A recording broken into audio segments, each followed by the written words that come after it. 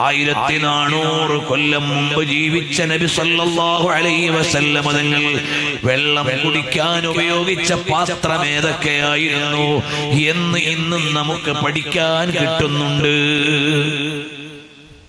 നമുക്ക് നബി സല്ലല്ലാഹു അലൈഹി വസല്ലമയെ അറിയില്ല, പഠിക്കാൻ നമ്മൾ സമയം കാണുന്നില്ല. നമ്മളെല്ലാവരും നബി സല്ലല്ലാഹു അലൈഹി വസല്ലം തങ്ങളെ വായിക്കണം. ഈ അടുത്തിടയിൽ ഞങ്ങൾ ഇങ്ങനെ ഒരു അധ്യായം വായിച്ചു നോക്കുമ്പോൾ നബി സല്ലല്ലാഹു അലൈഹി വസല്ലം തങ്ങൾ ഏത് വിധത്തിലുള്ള പാത്രങ്ങളിലെല്ലാം വെള്ളം കുടിച്ചിരുന്നു. ഇതുപോലെയുള്ള ഗ്ലാസ്, ക്രിസ്റ്റൽ അഥവാ അന്നത്തെ ഗ്ലാസ് എങ്ങനെ അത് നബി സല്ലല്ലാഹു അലൈഹി വസല്ലം തങ്ങൾ ഉപയോഗിച്ചു. മണ്ണ് കൊണ്ടുള്ള പാത്രം ഉപയോഗിച്ചു, തോല് കൊണ്ടുള്ള പാത്രം ഉപയോഗിച്ചു, മരം കൊണ്ടുള്ള പാത്രം ഉപയോഗിച്ചു. നബി സല്ലല്ലാഹു അലൈഹി വസല്ലം തങ്ങൾ ഉപയോഗിച്ച പാത്രങ്ങൾ ഒരു അധ്യായമാണ് ചരിത്രത്തിൽ. നബി സല്ലല്ലാഹു അലൈഹി വസല്ലം തങ്ങൾ കുടിച്ച പാനീയങ്ങൾ,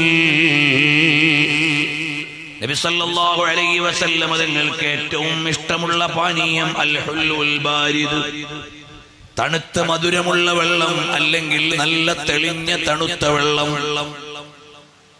ആ വെള്ളം അവിടുത്തേക്ക് വലിയ ഇഷ്ടമായിരുന്നു. പാലവിടുന്ന് കുടിച്ചിരുന്നു, കുടിക്കാൻ പ്രോത്സാഹിപ്പിച്ചിരുന്നു. അങ്ങനെ പലതും പലതും നബി സല്ലല്ലാഹു അലൈഹി വസല്ലം തങ്ങൾ കുടിച്ച പാനീയങ്ങൾ. ഹബീബ് സല്ലല്ലാഹു അലൈഹി വസല്ലം തങ്ങൾ കഴിച്ച ഭക്ഷണങ്ങൾ, അതേ അവിടുന്ന് ആട്ടിന്റെ മാംസം കഴിച്ചു, അതുപോലെ കോഴിയുടെ മാംസം കഴിച്ചു, പക്ഷികളുടെ മാംസം കഴിച്ചു. പക്ഷേ ഉടുമ്പിന്റെ മാംസം കൊണ്ടുവച്ചപ്പോൾ നബി സല്ലല്ലാഹു അലൈഹി വസല്ലം തങ്ങൾ പറഞ്ഞു, ഞങ്ങൾക്ക് വേണ്ട, നിങ്ങൾ കഴിക്കുന്നതിൽ വിരോധവും ഇല്ല, ഞാനത് വിലക്കുന്നില്ല, പക്ഷേ എനിക്കത് വേണ്ട, ഞങ്ങൾ അത് കഴിക്കാറില്ല. അങ്ങനെ നബി സല്ലല്ലാഹു അലൈഹി വസല്ലം തങ്ങളുടെ ജീവിതത്തെ ഇത്രയും സൂക്ഷ്മമായി രേഖപ്പെടുത്തി വച്ചിരിക്കുന്നു ലോകത്ത് വായിക്കാൻ. ഹബീബായ സല്ലല്ലാഹു അലൈഹി വസല്ലം തങ്ങളുടെ ജീവിതത്തിന്റെ ഓരോ അവസ്ഥകളെയും ഹബീബായ സല്ലല്ലാഹു അലൈഹി വആലിഹി വഅസ്ഹാബിഹി വസല്ലം ഇതുപോലെ ലോകത്ത് വായിക്കപ്പെട്ട ഒരാളും ഇല്ല. അൽഹംദുലില്ലാഹ്, ഈ റബീഉൽ അവ്വൽ, ഈ തൊട്ട റബീഉൽ അവ്വലിൽ അല്ലാഹുവിന്റെ തൗഫീഖ് കൊണ്ട് നേരത്തെ ഞങ്ങൾ ആലോചിച്ച് നബി സല്ലല്ലാഹു അലൈഹി വസല്ലം തങ്ങൾ ഹിജ്റ പോയ വഴിയിലൂടെ യാത്ര പോകാൻ ഒരുങ്ങി. നബി സല്ലല്ലാഹു അലൈഹി വസല്ലം തങ്ങൾ മക്കയിൽ നിന്ന് ഹിജ്റ പുറപ്പെട്ടത് സഫർ 29-നാണ്. ഞങ്ങൾ മക്കയിൽ നിന്ന് 29-ന് പുറപ്പെട്ടു. നബി സല്ലല്ലാഹു അലൈഹി വസല്ലം തങ്ങൾ ആദ്യത്തെ 3 ദിവസം ഉണ്ടായിരുന്നത് സൗർ ഗുഹയിലാണ്, അതിന്റെ പരിസരത്താണ്. ഞങ്ങളും ആദ്യ ദിവസം സൗർ ഗുഹയിലേക്ക് ചെന്നു. അവിടെ 3 ദിവസം തുടർച്ചയായി താമസിക്കാൻ നമുക്ക് സാധിക്കുന്നില്ല. അതുകൊണ്ട് ഞങ്ങൾ ആ പരിസരത്ത് കഴിച്ചു. 4-ാം ദിവസം നബി സല്ലല്ലാഹു അലൈഹി വസല്ലം തങ്ങൾ വാദി ഉസ്ഫാനിലേക്കാണ് പോയത്. ഞങ്ങളും വാദി ഉസ്ഫാനിലേക്ക് പോയി. ഞാൻ എന്തിനാണത് പറയുന്നത്?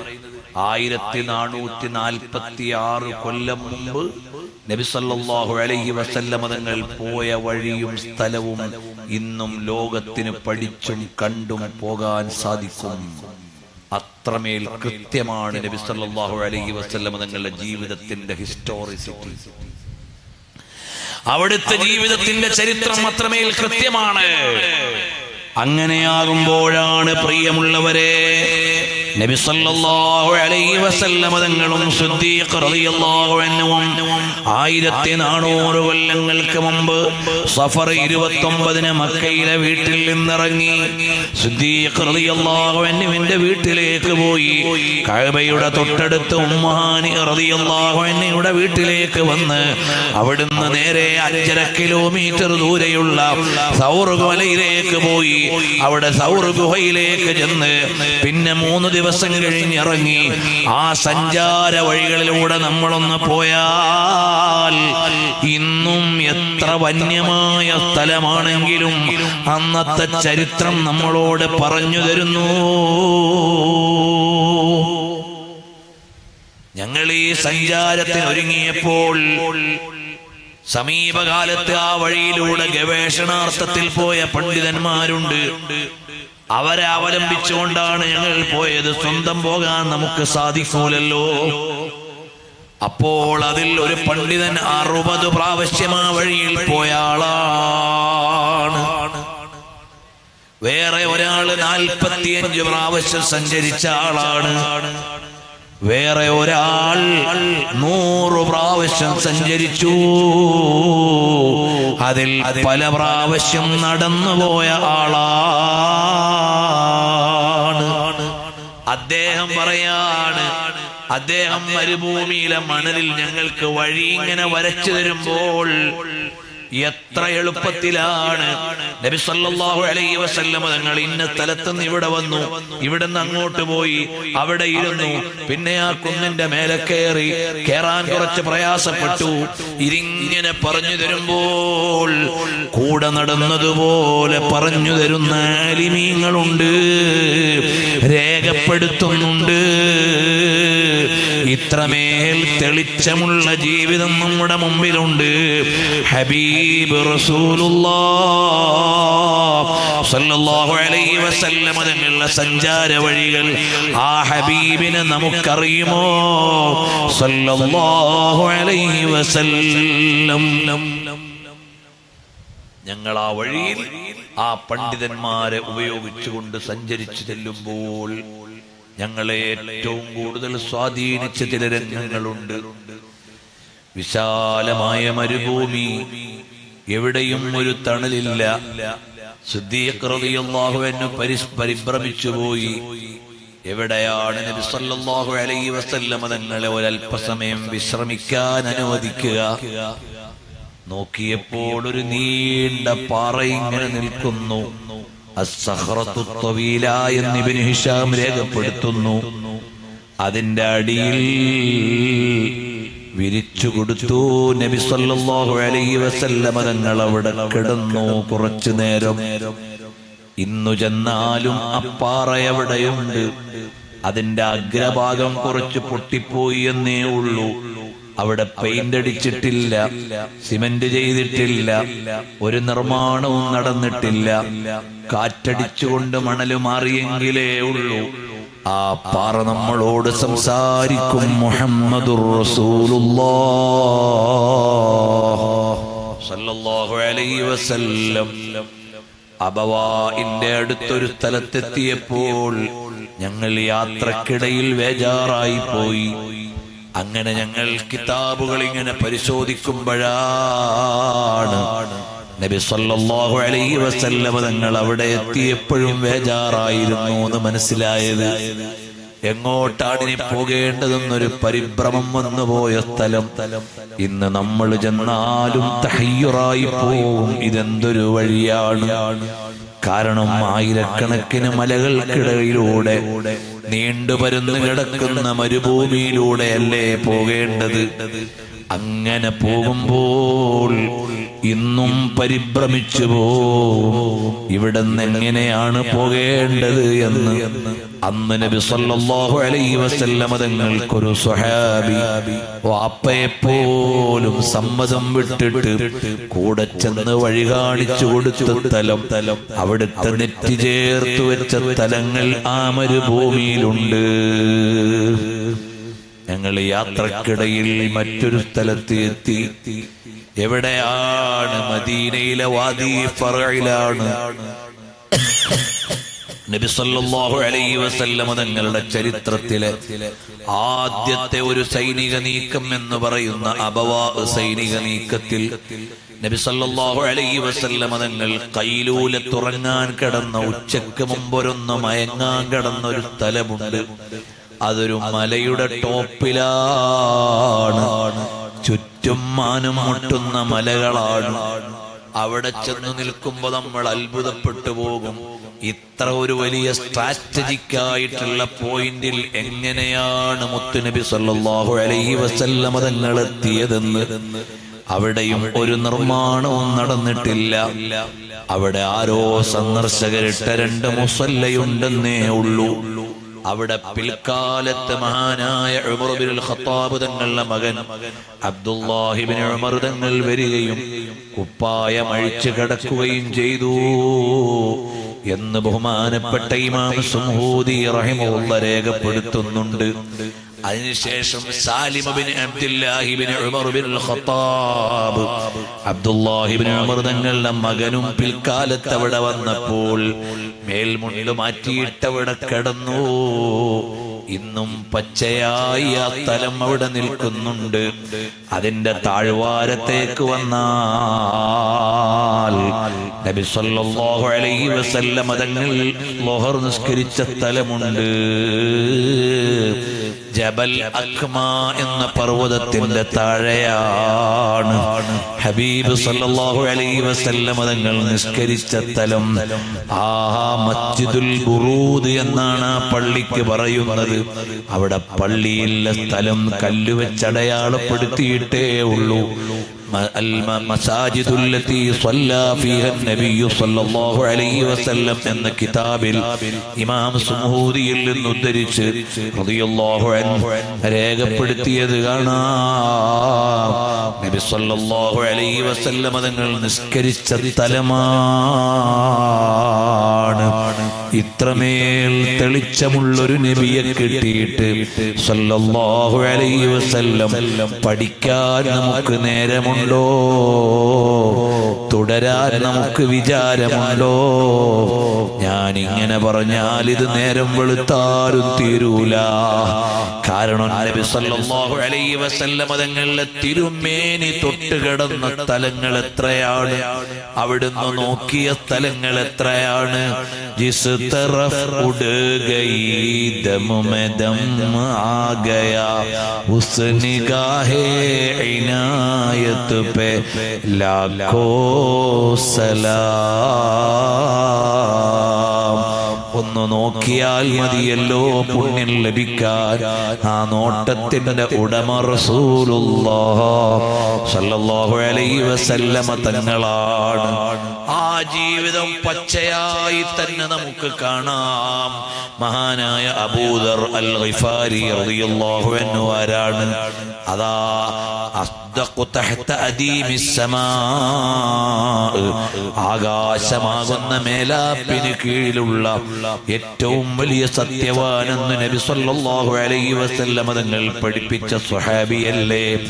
ആ സ്വഹാബിയോട് നബി സല്ലല്ലാഹു അലൈഹി വസല്ലം തങ്ങൾ പറഞ്ഞു, തംശി വഹദക്, നിങ്ങൾ ഒറ്റക്കല്ലേ നടന്നു വന്നത്. തമൂതു വഹദക്, നിങ്ങൾ ഒറ്റക്ക് തന്നെ ഒറ്റപ്പെട്ട ഒരു സ്ഥലത്ത് മരണപ്പെടും. വതുബഅതു വഹദക ഇൻഷാ അല്ലാഹ്, നിങ്ങൾ നാളെ ഒറ്റപ്പെട്ടു തന്നെ നിയോഗിക്കപ്പെടും. ആ അബൂദർ അൽ ഗിഫാരി റളിയല്ലാഹു അൻഹുവിന്റെ ഖബർ എവിടെയാണ് അറിയുമോ? റബ്ദ എന്ന് പറയുന്ന മരുഭൂമിയിലാണ്. ഇന്നും 40 കിലോമീറ്റർ വെറും ഡെസേർട്ടിൽ പോകണം. ഒരു വണ്ടി പോയ അടയാളം പോലും കാണൂല. മണൽ പരപ്പാണ്. 4 വീല് വണ്ടി വേണം, അല്ലാതെ സഞ്ചരിക്കാനാവൂല. റോഡ് വെട്ടിയിട്ടില്ല. മദീനയിൽ നിന്ന് 200ഓളം കിലോമീറ്റർ ദൂരെയാണ്. 40 കിലോമീറ്ററോളം ഡെസേർട്ടിൽ പൂഴിമണ്ണിൽ പോകണം. ഞങ്ങൾ അവിടെ പോയി ഒരു സ്ഥലത്തെത്തിയപ്പോൾ 4 സ്ഥലത്തും കടല് പോലെ മരുഭൂമിയാണ്.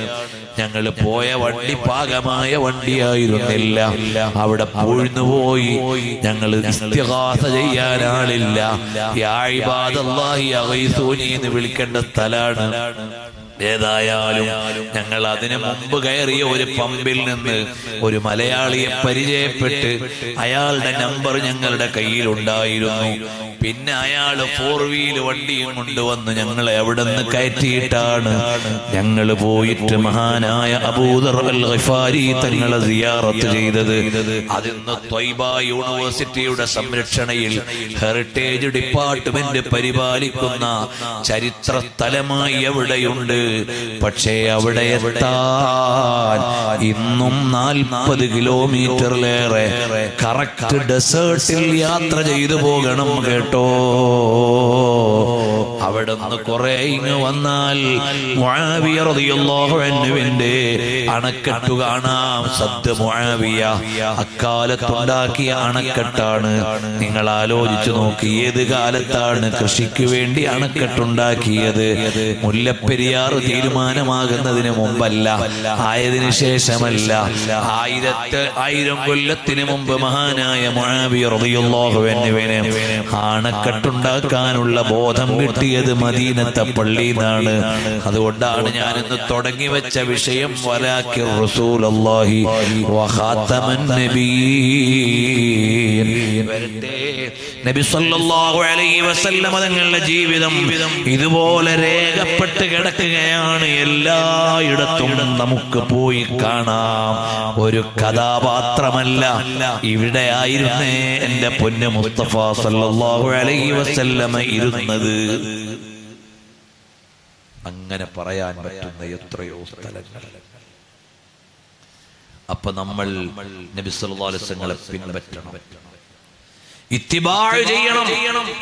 നബി സല്ലല്ലാഹു അലൈഹി വസല്ലം തങ്ങളെ എല്ലാ നിലയിലും ഇത്തിബാഅ് ചെയ്യണം. അതിലേറ്റവും വലിയ കാര്യമാണ് അഖ്ലാഖുൻ നബി. നബി സല്ലല്ലാഹു അലൈഹി വസല്ലം തങ്ങളുടെ ഖുലുഖ്, നല്ല സ്വഭാവം. ഇസ്ലാമിക ചരിത്രം വായിക്കുമ്പോൾ ഏറ്റവും വലിയ അത്ഭുതം എന്താണെന്നറിയോ? കൊന്നവരും കൊല്ലപ്പെട്ടവരും നാളെ സ്വർഗത്തിൽ ഉണ്ടാവും എന്നുള്ളത് വലിയ അത്ഭുതമായ ഒരു കാര്യമാണ്. ഹംസ റളിയല്ലാഹു അൻഹു സ്വർഗത്തിൽ ഉണ്ടാവും, കൊന്ന വഹ്ശിയും സ്വർഗത്തിൽ ഉണ്ടാവും, അബൂ സുഫിയാനും ഉണ്ടാവും.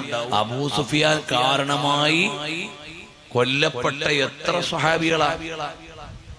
ബദറും ഉഹദും ഖന്ദഖും ഒക്കെ കാരണക്കാരനായ സൈനിക മേധാവിയ അബൂ സുഫിയാൻ റളിയല്ലാഹു അൻഹു എന്ന് പറയണം.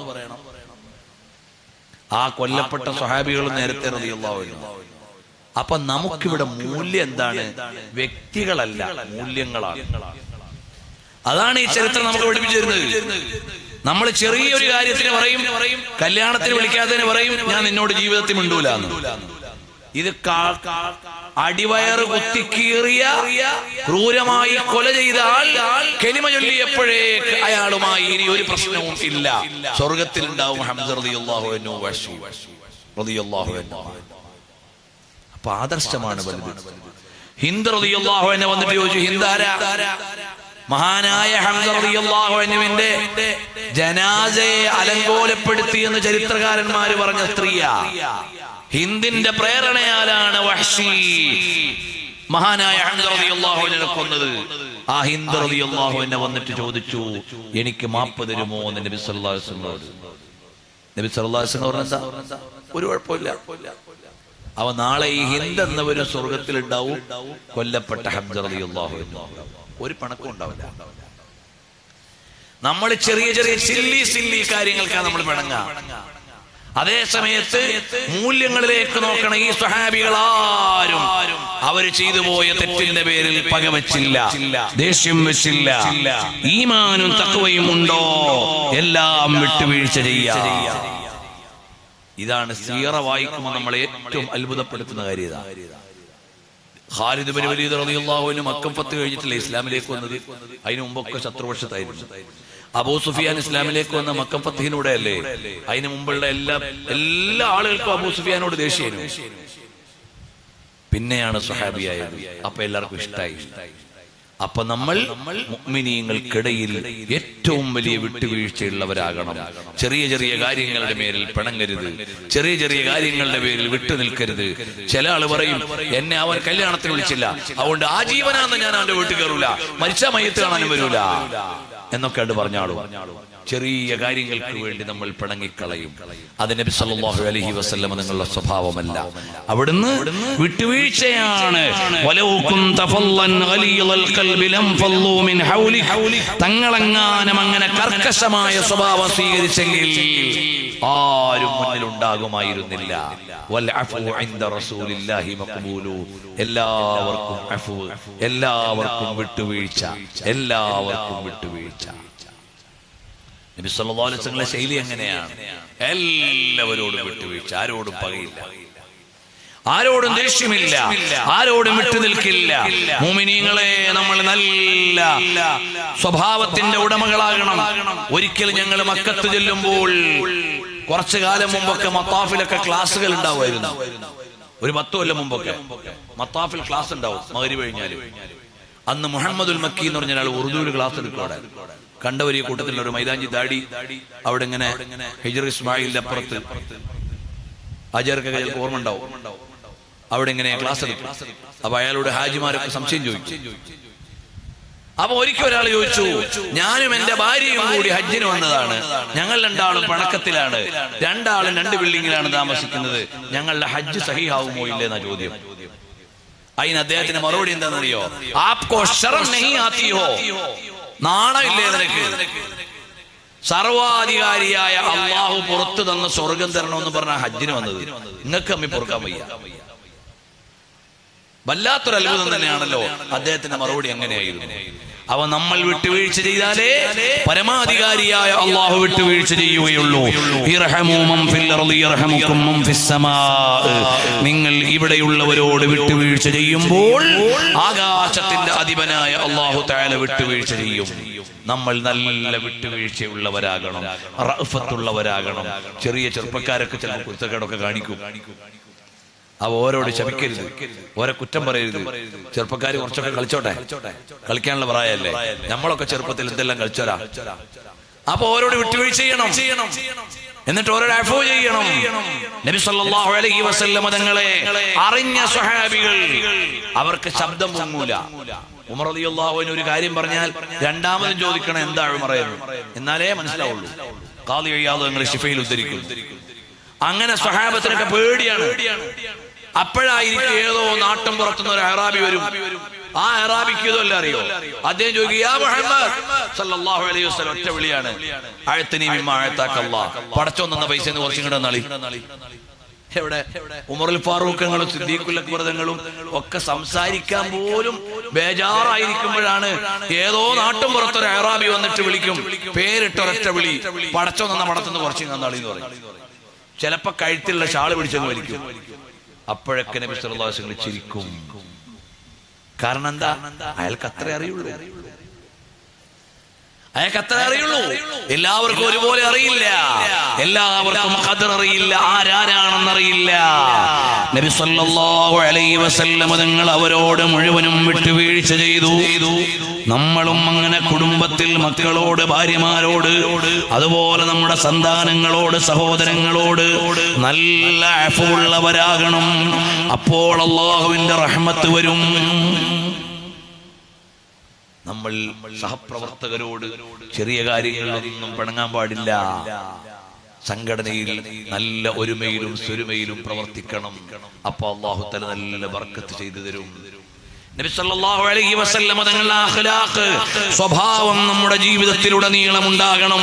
തബസ്സുമുക ലിവജ്ഹി അഖീക സദഖ, പുഞ്ചിരിച്ചുകൊണ്ട് നിന്റെ സഹോദരനെ സ്വീകരിക്കുന്നത് പടച്ചോന്റെ അടുത്ത് കൂലി കിട്ടുന്ന ധർമ്മമാകുന്നു.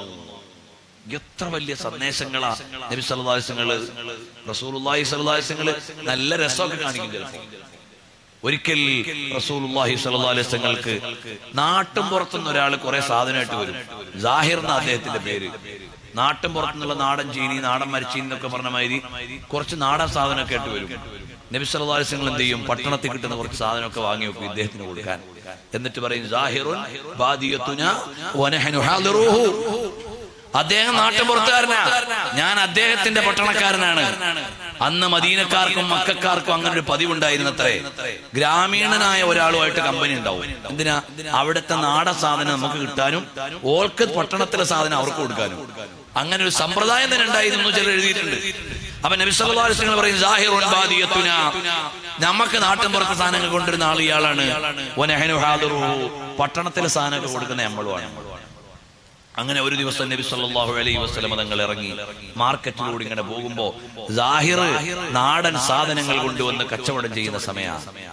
നബി സല്ലല്ലാഹു അലൈഹി വസല്ലം മെല്ലെ പിന്നിലൂടെ പോയി 2 കക്ഷത്തിന്റെ അടിയിലൂടെ കൈയിട്ടങ്ങ് അണച്ചുകൂട്ടി പിടിച്ചിട്ട് ചോദിച്ചു, ഈ അടിമയെ വാങ്ങാൻ ആരെങ്കിലും ഉണ്ടോ? അടിമയെ വാങ്ങാൻ ആരെങ്കിലും ഉണ്ടോ?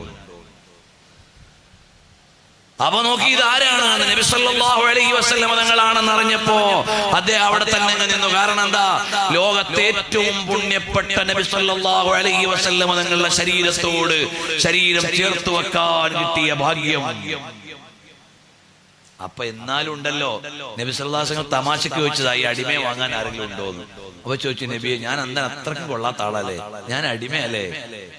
അപ്പൊ നബി സല്ലല്ലാഹു അലൈഹി വസല്ലം പറഞ്ഞു, അൻത ഇൻദല്ലാഹി ഗാൽ ഔ അൻത ഇൻദല്ലാഹി ലൈസ ബികാസിദിൻ. മോനെ, നീ അള്ളാന്റെ അടുത്ത് വലിയ മൂല്യമുള്ള ആളാ. പിന്നെ അടിമയെന്ന് പറഞ്ഞാൽ നമ്മളെല്ലാരും അടിമകളല്ലേ? അള്ളാഹുവിന്റെ അടുക്കൽ വലിയ സ്ഥാനമുള്ള ആളാണ് നീ. അദ്ദേഹത്തിന് വലിയ സന്തോഷമായി നബി സല്ലല്ലാഹു അലൈഹി വസല്ലം തങ്ങളുടെ അടുക്കൽ. അങ്ങനെ ഇഴുകിച്ചേർന്ന് ജീവിക്കും. ആരാണ് നബി സല്ലല്ലാഹു അലൈഹി വസല്ലം? ഏറ്റവും വലിയ പദവിയിലുള്ള മുത്ത് നബി സല്ലല്ലാഹു അലൈഹി വസല്ലം ഒരു ഗ്രാമീണനെ മാർക്കറ്റിൽ വെച്ച് കെട്ടിപ്പിടിക്കുന്നത്. ആരിങ്ങനെ ചെയ്യുന്നത്? കൈഫ തർഖാ റുഖിയകൽ അംബിയാഉ. ഹബീബായ സല്ലല്ലാഹു അലൈഹി വസല്ലം തങ്ങൾ എത്രമാത്രം അത്യുന്നതയിലുള്ളതാണ്. ഓ അലാ വഔലാ ഹമാരാ നബി വഉൻജാ വഉൻജാ ഹമാരാ നബി. അപ്പനെ മൗലാ ക പ്യാരാ ഹമാരാ നബി. ആ നബി സല്ലല്ലാഹു അലൈഹി വസല്ലം ഈ കാണുന്ന ഒരു ഗ്രാമീണനെ കെട്ടിപ്പിടിച്ചുകൊണ്ട് സന്തോഷിപ്പിക്കുന്ന റസൂലുള്ളാഹി സല്ലല്ലാഹു അലൈഹി വസല്ലം. അപ്പൊ നബി സല്ലല്ലാഹു അലൈഹി വസല്ലം സന്തോഷം, നബി സല്ലല്ലാഹു അലൈഹി വസല്ലം സ്വഭാവം നമ്മളൊക്കെ പഠിക്കണം. ആ സ്വഭാവത്തിൽ ജീവിക്കാൻ നമ്മൾ ശ്രമിക്കണം. നബി സല്ലല്ലാഹു അലൈഹി വസല്ലം തൊഴിലാളികളുടെ കൂടെ ഇരുന്ന് ഭക്ഷണം കഴിക്കും. നബി സല്ലല്ലാഹു അലൈഹി വസല്ലം ധനകാര്യമന്ത്രി ആരാരെന്നറിയോ? സയ്യിദുനാ ബിലാൽ ബിൻ റബാഹ് റളിയല്ലാഹു അൻഹു. എല്ലാ കാര്യവും കണക്കപ്പുള്ള ഓപ്പറ. നബി സല്ലല്ലാഹു അലൈഹി വസല്ലം വേണ്ടി കടം വാങ്ങുന്നതും കണക്കെഴുതുന്നതൊക്കെ ഓരാ. എന്നാൽ ഇമാം തുർമുദി ഉദ്ധരിക്കുകയാണ്, എനിക്കും എന്റെ ബിലാലിനും ഒരു മാസം കഴിക്കാനുള്ള ഭക്ഷണം ബിലാലിന്റെ കക്ഷത്തിന്റെ ഉള്ളിൽ ഒതുങ്ങുന്ന അത്രയും ചെറിയൊരു പൊതിയായിരുന്നു എന്ന് പറഞ്ഞ റസൂലുള്ളാഹ് സല്ലല്ലാഹു അലൈഹി വസല്ലം. എനിക്കും എന്റെ ബിലാലിന് ഒരു മാസം കഴിക്കാനുള്ള ഭക്ഷണം എന്റെ ബിലാലിന്റെ കക്ഷത്ത് കൊള്ളാനുള്ള അത്ര ഉണ്ടാവുള്ളൂ. ഒരിക്കൽ ജാബിർ റളിയല്ലാഹു അൻഹു നബി സല്ലല്ലാഹു അലൈഹി വസല്ലമയോട് ചോദിച്ചു, യാ റസൂലല്ലാഹ്, അല്ലയോ അല്ലാഹുവിന്റെ ദൂതരെ, മുഖത്തൊരു ക്ഷീണം. മോനെ, ഒരു മാസമായി ഒരു ജീവി കഴിക്കുന്ന ഭക്ഷണം എന്റെ പള്ളയിലെത്തിയിട്ടില്ല. ചോദിച്ചപ്പോ പറഞ്ഞതാണ്. ഉടനെ ജാബിർ റളിയല്ലാഹു അൻഹു തോട്ടത്തിലേക്ക് പോയി. അവിടെ മരച്ചുവട് നനയ്ക്കുന്ന ഒരാളുണ്ട്. അയാളോട് ചോദിച്ചു, ഞാൻ ഈത്തപ്പന നനച്ചാൽ എനിക്ക് കുറച്ച് കാരക്ക തരാമോ? തരാം. അല്പനേരം കുറച്ച് മരമൊക്കെ നനച്ചിട്ട് കിട്ടിയ കാരക്ക കൊണ്ടുവന്ന് മുന്നിൽ വെച്ചു കൊടുത്തു. റസൂലില്ലാഹ് സല്ലല്ലാഹു അലൈഹി വസല്ലം തങ്ങൾക്ക് ജാബിർ എന്നവരോട് സന്തോഷം പറഞ്ഞു സ്നേഹം പ്രകടിപ്പിച്ച മുഹമ്മദുർ റസൂലുള്ളാഹ് സല്ലല്ലാഹു അലൈഹി വസല്ലം. സലാത്ത് നമ്മൾ വലിയ പിശുക്കന്മാരായി പോയോ? സയ്യിദുനാ റസൂലുള്ളാഹി സല്ലല്ലാഹു അലൈഹി വസല്ലം സ്വലാത്ത് ഇങ്ങനെ ചൊല്ലണം. കഴിയും പോലെ നാളെ പരലോകത്തിലും രക്ഷപ്പെടാണ്ടൊരു വഴി നമ്മുടെ പാപത്തിന്റെ എണ്ണം മറികടക്കുന്ന സ്വലാത്ത് ഉണ്ടായാൽ ചിലപ്പോ കഴിച്ചിലായി. 1 കോടി പാപം ചെയ്തു പോയി, എന്നാ 1 കോടി ചേർന്ന സ്വലാത്തുണ്ടോ? അല്ലാഹു തആല വിട്ടുവീഴ്ച ചെയ്തേക്കും. അതേ നമുക്ക് പ്രതീക്ഷയുള്ളൂ. അതുകൊണ്ട് സ്വലാത്ത് നമ്മൾ പതിവാക്കണം. സയ്യിദുനാ റസൂലുള്ളാഹി സ്വല്ലല്ലാഹു അലൈഹി വആലിഹി വസഹബിഹി വസല്ലം തങ്ങളെ നമ്മൾ അറിയണം, പിൻപറ്റണം, ഹബീബിലേക്ക് ചേർന്ന് നിൽക്കണം എന്ന് മാത്രം ഓർമ്മപ്പെടുത്തി ഹബീബായ സ്വല്ലല്ലാഹു അലൈഹി വസല്ലം തങ്ങളോടുള്ള ബന്ധത്തിന്റെ അവസാന ഭാഗം പറയട്ടെ. നമുക്കേറ്റവും വലിയ ഇഷ്ടമാ ഹബീബിനോടാവണം. എല്ലാത്തിനേക്കാളും എല്ലാവരെക്കാളും സ്നേഹമുണ്ടെന്ന് പറഞ്ഞാൽ പോരാ, എല്ലാത്തിനേക്കാളും വലിയ സ്നേഹം വേണം. നമ്മൾ അങ്ങനൊക്കെ പറയും, പക്ഷേ പറയുന്ന അത്ര ഉണ്ടാവണം. നബി സല്ലല്ലാഹു അലൈഹി വസല്ലം തങ്ങളോടുള്ള സ്നേഹം കൂടാൻ നമ്മളൊക്കെ റസൂലുള്ളാഹി സ്വല്ലല്ലാഹു അലൈഹി വസല്ലം വായിക്കണം, പഠിക്കണം. നമ്മളെ വാപ്പാനെ കുറിച്ചൊരു പുസ്തകം ഉണ്ടെങ്കിൽ നമ്മൾ എന്ന് വായിച്ചേനെ? ഉമ്മയെക്കുറിച്ചൊരു പുസ്തകം ഉണ്ടെങ്കിൽ നമ്മൾ എന്ന് വായിച്ചേനെ. എന്നാൽ നബി സല്ലല്ലാഹു അലൈഹി വസല്ലം തങ്ങളുടെ ജനനം മുതൽ വഫാത്ത് വരെയുള്ള ഒരു പുസ്തകം ഈ ആയുസ്സിൽ നമുക്ക് വായിക്കാൻ കഴിഞ്ഞിട്ടുണ്ടോ? നമ്മൾ ആലോചിച്ച് നോക്ക്. പല പുസ്തകങ്ങളിൽ ലേഖനങ്ങളൊക്കെ നമ്മൾ വായിച്ചില്ലേ? എന്റെ ഹബീബ് സല്ലല്ലാഹു അലൈഹി വസല്ലം ആരായിരുന്നു എന്നറിയാൻ അവിടുത്തെ ജനനം മുതൽ വഫാത്ത് വരെയുള്ള ഒരു പുസ്തകമെങ്കിലും വായിച്ച് ഇതാരായിരുന്നു എന്റെ പുണ്യ നബി സല്ലല്ലാഹു അലൈഹി വസല്ലം എന്നറിയണം. അറിയുന്തോറും അത്ഭുതപ്പെടും, അറിയുന്തോറും ആശ്ചര്യപ്പെടും. എന്താണ് അത്ര കൃത്യമല്ലേ ഹബീബ് സല്ലല്ലാഹു അലൈഹി വസല്ലം തങ്ങളുടെ ജീവിതം? ഒരു ചിത്രവും വേണ്ട, ഒരു പ്രതിമയും വേണ്ട, 1000 അല്ല പരകോടികളുടെ ഉള്ളിലെല്ലാം ചേർന്ന് കിടക്കുന്നു നബി സല്ലല്ലാഹു അലൈഹി വസല്ലം. ഒരാൾ ഈ റബീഉൽ അവ്വലിനെ പ്രസംഗിച്ചു കേട്ടു. ഞാനൊരിക്കലുള്ള പരിപാടി പങ്കെടുത്ത പരിപാടിയിലാണ്. അയാൾ പറഞ്ഞു, കണ്ടിട്ടില്ലാത്ത ഒരു നബിയാണ് ഞങ്ങൾ സ്നേഹിക്കുന്നത്.